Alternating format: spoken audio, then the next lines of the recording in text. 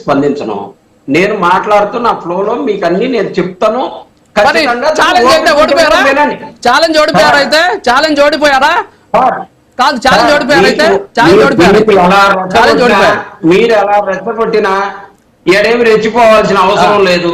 రెచ్చగొట్టడం కాదు సార్, మళ్ళీ ఇంకోసారి వినిపించమంటారా? కాదు కాదు కాదు, నిన్న మీరు చేసిన ఛాలెంజ్ మళ్ళీ ఇంకోసారి వినిపించమంటారా? పీసీఆర్ ఒకసారి నేను సార్ ఛాలెంజ్ చేశారు కదా, అది ఒకసారి మళ్ళీ దాని మీదే స్టిక్ ఆన్ అవుతున్నా నేను. మీరే స్టిక్ ఆన్ అవ్వండి అన్నారు మీరే.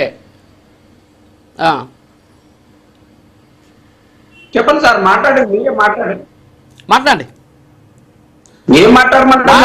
చూపించండి. రేపు నేను ఆధారాలు చూపిస్తా అన్నారు మీరు. కాదు సార్, కాదు సార్, కాదు సార్, రేపు ఆధారాలు చూపిస్తా అన్నారు. నాకు ఒక ఆధారం చూపిస్తాను కదండి. మాట్లాడండి.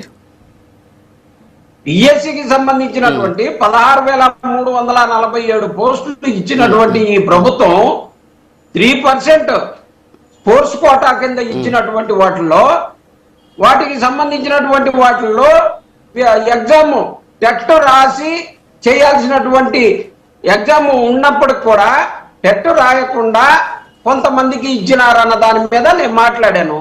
దానికి సంబంధించినటువంటి సమాచారం కూడా మీరు చెప్పనీయకుండా ఇప్పుడు మన దగ్గర ఉన్నటువంటి ఇప్పుడు నవీన్ అనే అతను మన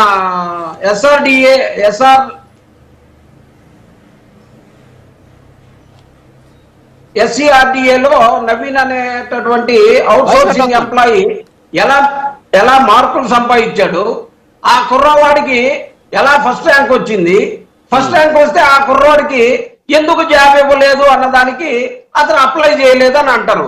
అలాగే మీకు కొన్ని వీడియోలు కూడా నేను చూపిస్తా.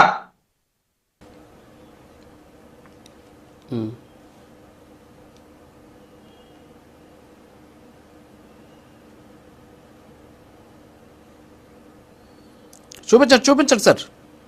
చూపిస్తాను సార్, నేనేమి